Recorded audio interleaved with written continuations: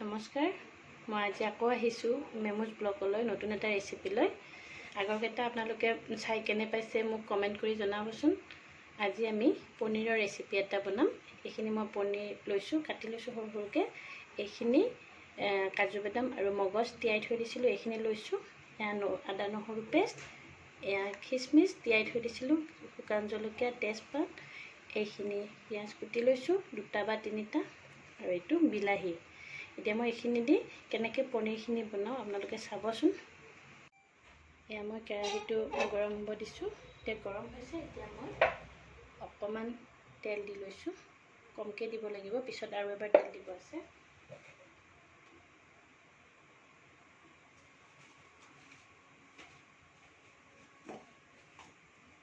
ইয়াতে মই কুটি লোৱা পিঁয়াজখিনি বহাই দিওঁ।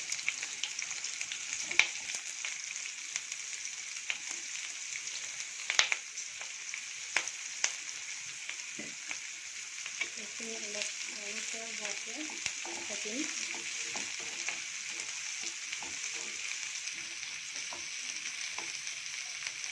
ইয়াৰ লগতে মই এই বিলাহীখিনিও দিছোঁ।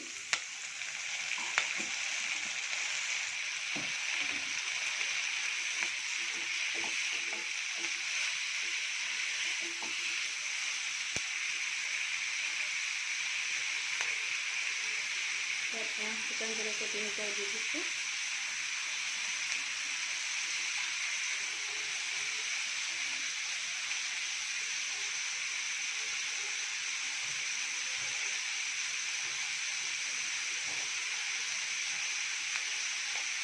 অকণমান হালধি দি এইখিনি অকণমান ৰঙচুৱাকৈ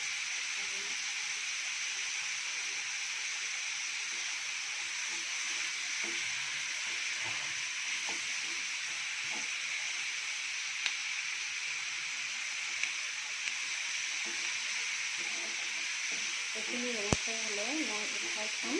তাৰপিছত এইখিনি পেষ্ট বনাম,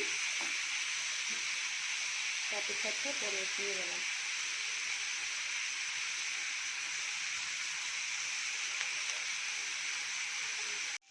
এইখিনি ধুনীয়াকৈ ৰঙচুৱা হৈ গৈছে। এতিয়া আমি এইখিনি পেষ্ট এটা বনাই ল'ম, তাৰপিছত আমি পনীৰখিনি বনাম। কেৰাহীটোত আৰু অকণমান তেল দিছোঁ।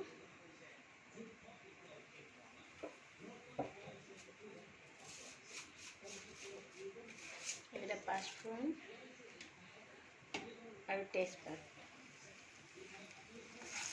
এইখিনি গৰম হ'লে মই পেষ্ট কৰি থৈছোঁ, এইখিনি বিলাহী পিঁয়াজৰ পেষ্টটো, আৰু এইটো কাজু বাদাম আৰু মগজৰ পেষ্টটো মই বনাই লৈছোঁ। আৰু যদি আপোনালোকে বিচাৰে পনীৰখিনি ফ্ৰাই কৰি যদি খায়, তেতিয়াহ'লে ফ্ৰাই কৰি ল'ব পাৰে। মই কিন্তু ফ্ৰাই নকৰাকৈ খাই বেছি ভাল পাওঁ, সেইকাৰণে মই পনীৰটো ফ্ৰাই নকৰোঁ। কিন্তু আপোনালোকে নিজৰ মতে কৰিব পাৰে। এতিয়া মই ইয়াতে আদা নহৰু পেষ্টটো দি দিওঁ। আদা নহৰু পেষ্টটো দিছোঁ।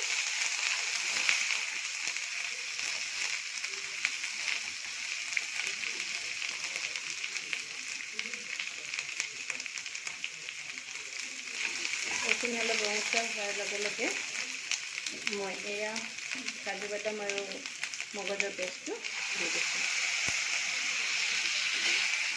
আপোনালোকে এনেকৈ বনাই চাবচোন, টেষ্ট এটা বেলেগ আহে, গোন্ধটো ভাল হয়। এতিয়া ইয়াতে হালধি এচামুচ, জিৰা এচামুচ, আৰু নিমখটো আপোনালোকে নিজৰ পৰিমাণত দি ল'ব।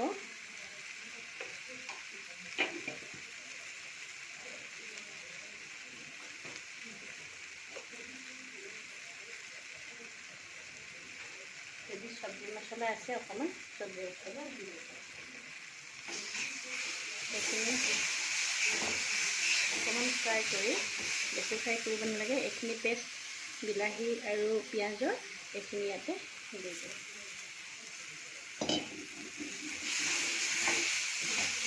গেছটো অকণমান চিমত দি ল'ব। এতিয়া মই ইয়াতে খিচমিচ কেইটা দি দিছোঁ।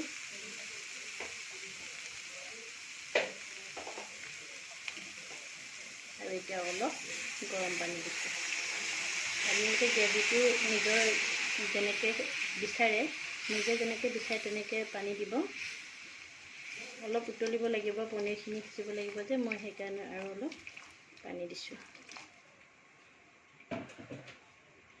এতিয়া ইয়াতে মই পনীৰখিনি দি দিছোঁ।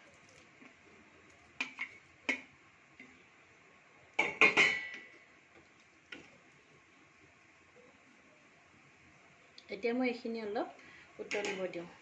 ঢাকনি নিদিলেও কথা নাই, কাৰণ বস্তুখিনি অলৰেডি সিজিয়ে গৈছে ন। অকণমান পনীৰটো বইল হ'লে আমাৰ গ্ৰেভিটো ৰেডি হৈ যাব। এয়া আমাৰ পনীৰ তৈয়াৰ হৈ গ'ল। আপোনালোকে গ্ৰেভিটো চাওক, এনেকৈ যদি ভাল পায় এনেকৈ ৰাখিব পাৰে। এইখিনি গ্ৰেভি হ'লে আমাৰ ভাত বা ৰুটিৰ লগত খাব ভাল হয় ন। ইয়াতকৈ পানী হ'লেও ভাল নালাগিব, গতিকে মই এইখিনি দিয়ে ৰাখিম। আপোনালোকে চাবচোন বনাই, কেনেকুৱা পায় কমেণ্টত জনাব। যদি ভাল পায় কমেণ্ট কৰিব, লাইক কৰিব আৰু মোৰ চেনেলটো ছাবস্ক্ৰাইব কৰিব। এতিয়া এইখিনি আমি ভাত বা ৰুটিৰ লগত পৰিৱেশন কৰিব পাৰিম। আজি আমি ৰুটিৰ লগতে এইখিনি খোৱা হ'ব, গৰম গৰম ৰুটি আৰু পনীৰ।